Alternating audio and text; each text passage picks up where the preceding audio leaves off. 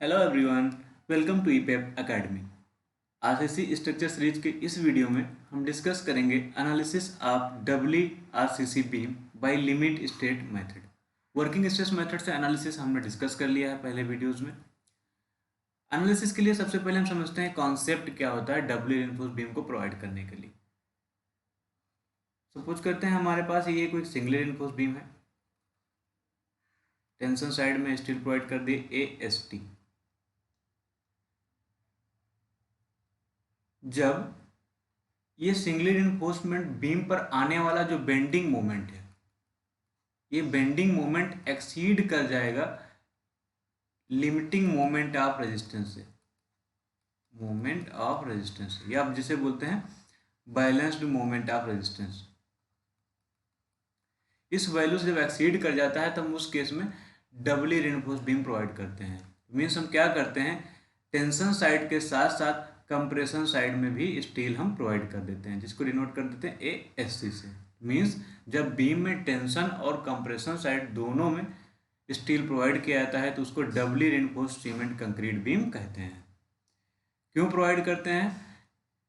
क्योंकि जब bending moment beam पर एक्सीड कर जाता है लिमिटिंग मोमेंट ऑफ रेजिस्टेंस से या बैलेंस सेक्शन के मोमेंट ऑफ रेजिस्टेंस से, तब हम प्रोवाइड करते हैं कंप्रेशन साइड में steel means doubly reinforced beam provide करते हैं। उसके कॉन्सेप्ट को समझने के लिए हम क्रॉस सेक्शन ड्रा करते हैं डबली रिइंफोर्स्ड कंक्रीट बीम का, जिसका मोमेंट ऑफ रेजिस्टेंस MU है। AST area of steel in tension side and ASC जो है area of steel in compression side है। हमें पता है इसको ये दो पार्ट्स में बना हुआ है। First part balance section draw कर लेते हैं एंड सेकेंड पार्ट एक इमेजिनरी बीम ड्रॉ कर लेते हैं जहाँ पर ASC हमने प्रोवाइड किया है। तो ASC मार्क कर दिया और यहाँ के लिए स्टील प्रोवाइड कर दिया। फर्स्ट पार्ट जो बैलेंस सेक्शन है उसके लिए हमने area of steel AST1 mark कर लिया एंड सेकेंड पार्ट के लिए AST2 मार्क कर लिया। अब क्या होगा, जो AST होगा वो AST1 प्लस AST2 के बराबर होगा। ये सेक्शन कौन सा है? सिंगली आरसीसी बीम है, बैलेंस सेक्शन या लिमिटिंग सेक्शन है। तो यहाँ का जो मोमेंट ऑफ रेजिस्टेंस होगा ये MU1 मार्क करें तो ये बराबर होगा MU लिमिट के। और सेकंड केस के लिए जो ये होगा मोमेंट ऑफ रेजिस्टेंस, इसको MU2 से मार्क कर लेते हैं। ये क्या है? Effect of ASC area of compressive steel का इफेक्ट ऑन AST2 पर क्या पड़ता है जब वो डबली रिइंफोर्स्ड बीम होता है, as being doubly reinforced concrete beam means doubly reinforced beam होने पर। यहाँ पर हमने लिख दिया AST हमारा ST1 प्लस T2 के बराबर होगा ST2 एंड MU जो होगा MU limit means MU1 plus MU2 के बराबर होगा। तो ये हो गया हमारा concept doubly reinforced cement concrete beam का। अब इसको एनालिसिस करने के लिए हम स्ट्रेस स्ट्रेन डायग्राम ड्रॉ करते हैं और उसके बारे में डिस्कस करते हैं। ये हमारा स्ट्रेस स्ट्रेन डायग्राम है डबली रिइंफोर्स्ड आरसीसी बीम के लिए, जिसकी विड्थ B है एंड इफेक्टिव डेप्थ जो है small d and total depth जो है कैपिटल D है। कंप्रेशन साइड में steel ASC and tension side में AST, area of steel in tension side AST and area of steel in compression side ASC। Effective cover in compression side steel D' and tension side steel में जो effective cover है D' से mark किया गया है। इसके लिए strain diagram बनाएंगे हम लोग। हमने सिंगली रिइंफोर्स्ड बीम जब एनालिसिस की थी लिमिटेड स्टेट मेथड में तब भी स्ट्रेन डायग्राम को ड्रा किए थे। स्ट्रेन डायग्राम हमने ड्रा किया। हमें पता है मैक्सिमम कंप्रेसिव स्ट्रेन की वैल्यू जो होती है 0.0035 होता है, इसको हमने मार्क कर दिया। And maximum strain in tension reinforcement जो होता है 0.002 plus 0.87 FY divide by ES होता है, जहाँ पर ES क्या है? Modulus of elasticity of steel. और यहाँ पर वैल्यू मार्क कर दिया एप्सिलॉन SC से। इसको हम डिनोट कर सकते हैं एप्सिलॉन CU से एंड इसको मार्क कर सकते हैं एप्सिलॉन SCU से मार्क कर सकते हैं। डेप्थ ऑफ न्यूट्रल, ये डेप्थ हमारा न्यूट्रल एक्सिस है, डेप्थ ऑफ न्यूट्रल एक्सिस को हमने मार्क कर दिया XU से। ये हमारा स्ट्रेन डायग्राम हो गया। नेक्स्ट हम स्ट्रेस डायग्राम की तरफ मूव करते हैं। स्ट्रेस डायग्राम हम ड्रॉ करेंगे।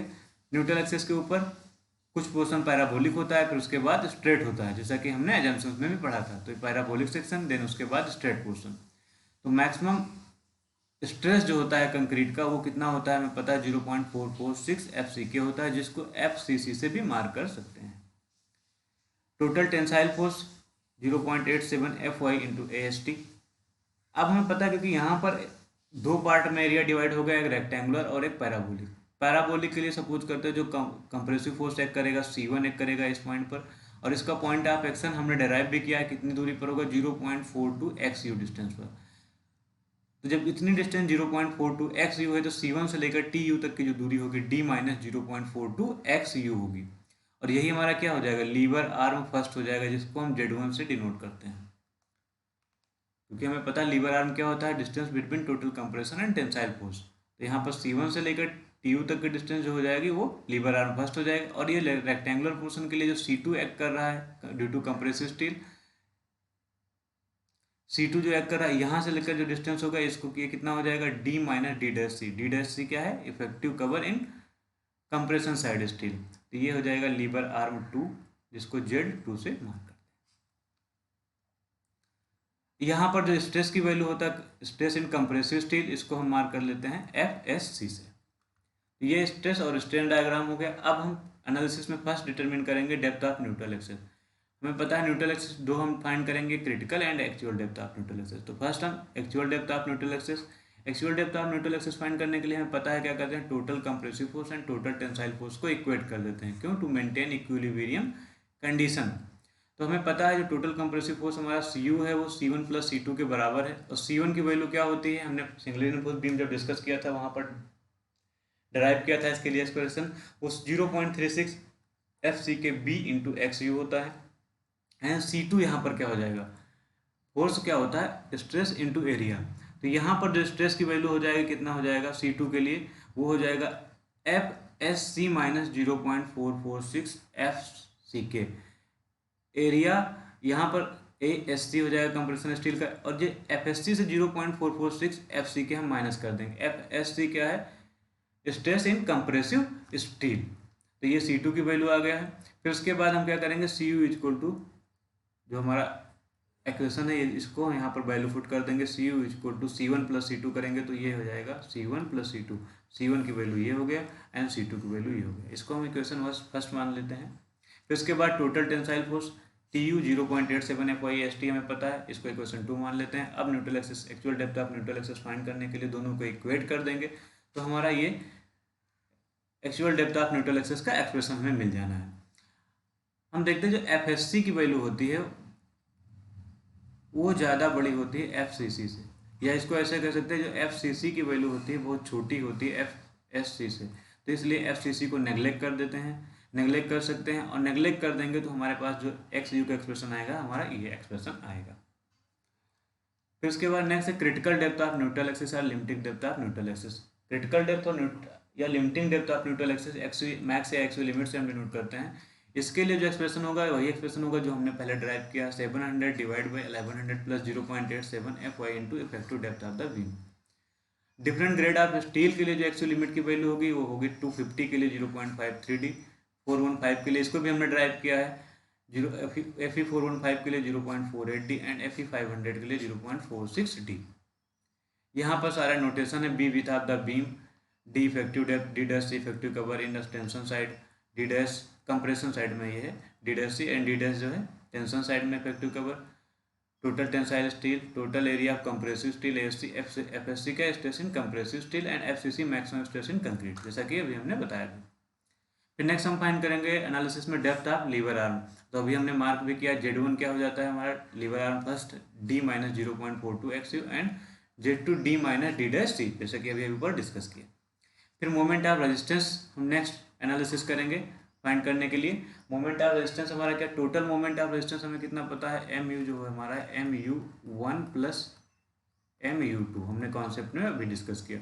और जो MU1 होता है वो हमारा किसके बराबर होता है, MU लिमिट या MU बैलेंस जिसे बोलते हैं बैलेंस।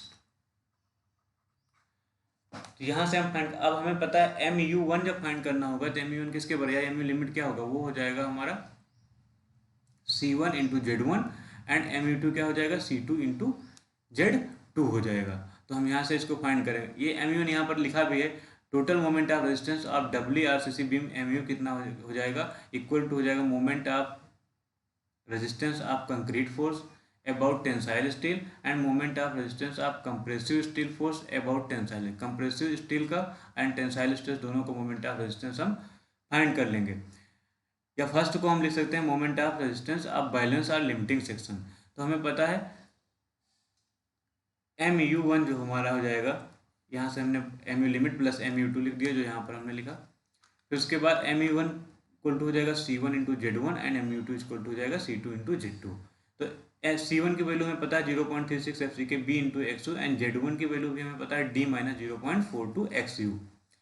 फिर सिमिलरली C2 के लिए पुट करेंगे वैल्यू, C2 की वैल्यू भी हमने फाइंड कर लिया FSC माइनस 0.446 FCK जिसे FCC से डिनोट करते हैं into ASC into lever arm two D minus D dash C। But FCC की वैल्यू FSC से बहुत कम होती है तो इसको नेग्लेक्ट भी कर सकते हैं। तो MU2 की वैल्यू जो आ जाएगी FSC ASC into D minus D dash C हो सकती है। अब यहाँ पर क्या करेंगे, इस वैल्यूज को इक्वेशन फर्स्ट में हम पुट कर देंगे तो हमारे पास इक्वेशन आ जाएगा, ये हमारे पास इक्वेशन आ जाएगा। यहाँ पर FCC को हमने नेग्लेक्ट कर दिया है। ऐसी को फिर दोबारा हम यहाँ पर लिख दिए हैं MU इक्वल टू हो जाएगा total 0.36 FCK B XU plus FSC ASC D minus D dash. यहाँ पर देखना, याद रखना, ये हमारा लीवर आर्म है, मल्टीप्लिकेशन में है B XU into D minus 0.42 XU। फिर उसके बाद ये हो जाएगा मोमेंट ऑफ रेजिस्टेंस फाइंड करने के लिए एक्सप्रेशन। फिर नेक्स्ट हम देखेंगे strain and steel of steel in compression side हमें प्रोवाइड करना है, कंप्रेशन में प्रोवाइड करना है, डिटरमिन करना है। तो कैसे फाइंड करेंगे, तो फर्स्ट फाइंड करेंगे strain of steel in compression, strain of steel in compression जिसको डिनोट कर लेते हैं एप्सिलॉन SC से। अब यहाँ पर क्या करेंगे, सिमिलर ट्रायंगल प्रॉपर्टी यूज करेंगे जिसकी हेल्प से एप्सिलॉन SC को फाइंड करेंगे। सिमिलर ट्रायंगल प्रॉपर्टी किनके बीच में यूज करेंगे, हम यहाँ से देखेंगे। ये इस पोर्शन के बीच में ये हमारा ट्रायंगल जो है, और जहाँ पर एप्सिलॉन SC मार्क किया गया छोटे वाला ट्रायंगल, इन दोनों के बीच में हमें सिमिलर ट्रायंगल प्रॉपर्टी यूज करना है। हमें पता है हमारा इफेक्टिव का डेप्थ जो है D है, ये हमारा D डैश C है, तो इतनी वैल्यू हमारी कितना हो जाएगा XU minus D dash C हो जाएगा। तो क्या हो जाएगा 0.0035 डिवाइड बाई XU बड़े ट्रायंगल के लिए, फिर उसके बाद epsilon SC divide by XU minus D dash C हो जाएगा। तो वही एक्सप्रेशन यहाँ पर लिखा गया है 0.0035 डिवाइड बाई XU, फिर उसके बाद epsilon SC divide by XU minus D dash C। तो इसको जब हम ट्रांसफर करेंगे एप्सिलॉन SC इक्वल टू हमारा आ जाएगा 0.0035 XU minus D dash C divide by XU, या इसको और सिंप्लीफाई करेंगे तो हमारे पास ये एक्सप्रेशन आ जाएगा 0.0035 1 minus D dash C divide by XU। तो ये स्ट्रेन ऑफ स्टील हो जाएगा इन कंप्रेशन साइड। अब उसके बाद सेकेंड हम फाइंड करते हैं stress of steel in compression. Strain find कर लिए कंप्रेशन स्टील में, अब स्ट्रेस फाइंड करेंगे जिसको मार्क किए FSC से। तो इसको फाइंड करने के लिए हमें टेबल का यूज करना पड़ेगा जिसमें हमें फाइंड करना होगा जो इफेक्टिव कवर होगी हमारी कंप्रेशन स्टील साइड में, उसकी वैल्यू फाइंड करेंगे और डिवाइड कर देंगे इफेक्टिव डेप्थ से। तो उस रेशियो के बेसिस पर हम फाइंड कर लेंगे, और ग्रेड ऑफ स्टील हमें पता होना चाहिए, उसके बेसिस पर हम फाइंड कर लेंगे FSC की वैल्यू। तो सपोज करते हैं अगर D dash C divide by D means effective cover in compression side divide by effective depth का रेशियो 0.05 आता है, तो उसके लिए जो, और ग्रेड ऑफ स्टील जो है 250 होगा, तो उसके लिए वैल्यू जो होगा 217 होगा FSC की वैल्यू। अगर 0.1 रेशियो आता है तो 217 होगा, 250 ग्रेड की बात अभी कर रहे हैं। एंड 15.15 के लिए भी सिमिलर होगा, एंड 0.20 के लिए भी सिमिलर होगा। मीन्स सभी रेशियोज के लिए यहाँ पर 250 ग्रेड के लिए जो FSC की वैल्यू होगी 217 न्यूटन पर mm स्क्वायर होगा, 217 न्यूटन पर mm स्क्वायर। फिर 415 ग्रेड के लिए 0.05 रेशियो तक, 355.1 के लिए 353 एंड 342 सिमिलरली एंड 329 एंड 500 के लिए फिर अगर यहाँ पर D dash C divide by D के रेशियो के रेस्पेक्ट में बढ़ते जाएंगे। अगर 0.05 है तो 424.1 है तो 412 एंड 0.15 है 395 एंड 370 इफ 0.20 होगा। तो यहाँ पर नोटेशन कर दिया गया D डैश C क्या है हमें पता है, एंड D क्या है इफेक्टिव डेप्थ है ये भी हमें पता है। अब यहाँ पर एक चीज ध्यान रखेंगे,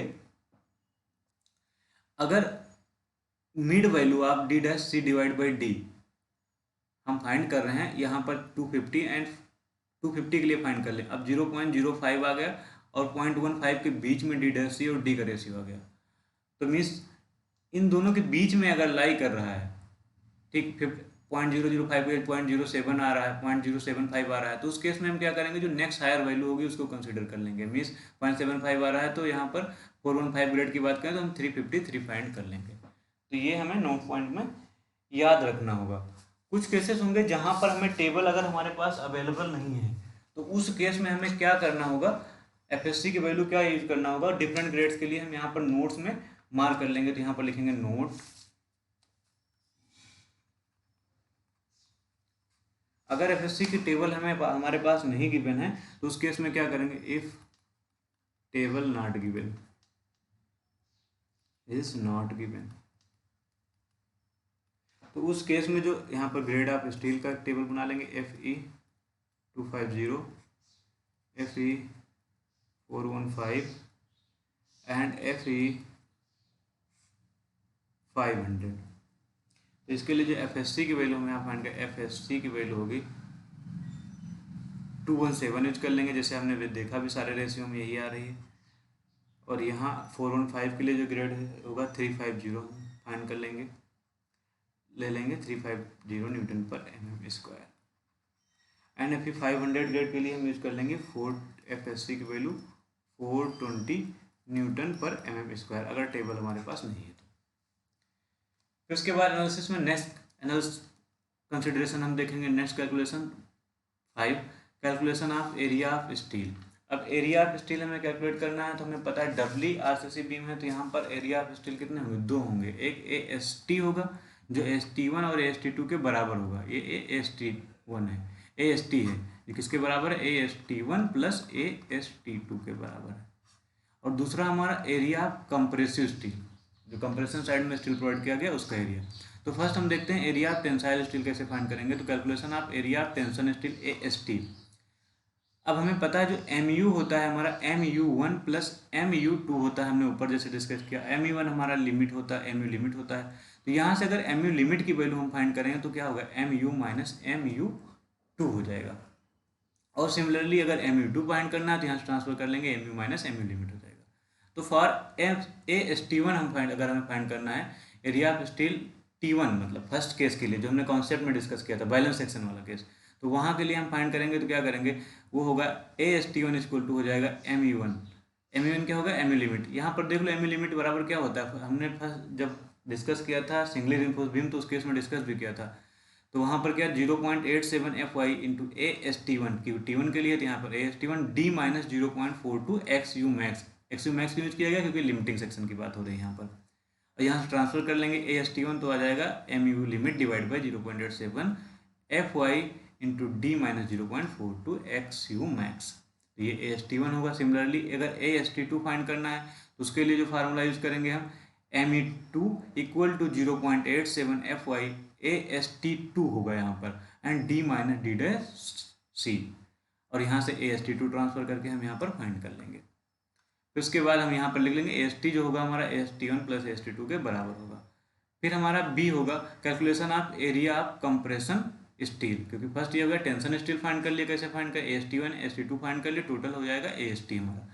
अब कंप्रेशन स्टील मीन्स ASC हमें फाइंड करना है, तो इसके लिए हम क्या करेंगे, कौन सा फार्मूला यूज करेंगे, इसके लिए फार्मूला हम यूज करेंगे MU2 जो हमारा है हो जाएगा FSC माइनस FCC, जहाँ पर FCC होगा 0.446 FCK into ASC area of compression steel into D minus D dash C हो जाएगा। और यहाँ से हम फाइंड कर लेंगे, अगर हम FC जो 0.44 FCK है, 0.446 FCK, इसको नेग्लेक्ट कर दें क्योंकि इसकी वैल्यू कम होती है, तो हमारे पास एक्सप्रेशन ये आ जाएगा। और यहाँ से हम क्या करेंगे, ASC की वैल्यू फाइंड कर लेंगे तो हो जाएगा MU2 divide by FSC D minus D dash C हो जाएगा। तो ये हो जाएगा हमारा ASC फाइंड करने के लिए एक्सप्रेशन। तो AST और ASC हम दोनों ने को फाइंड कर लिया। तो ये हमारा एनालिसिस हो गया। एनालिसिस में हमने क्या क्या फाइंड किया, न्यूट्रल एक्सेस फाइंड किया, actual and critical depth of neutral access find किया। उसके बाद हमने फाइंड किया लीवर आर्म क्या होता है। फिर उसके बाद हमने फाइंड किया मोमेंट ऑफ रेजिस्टेंस फाइंड किया। मोमेंट ऑफ रेजिस्टेंस फाइंड करने के बाद हमने फाइंड किया स्ट्रेस और स्ट्रेन फाइंड किया, कंप्रेशन साइड के लिए। फिर उसके बाद हमने फाइंड किया area of steel means AST and ASC find किया। ठीक, तो आई होप सभी को समझ में आया होगा आज क्लास में जो भी हमने डिस्कस किया है, सारे टॉपिक क्लियर हो गए होंगे। Thank you.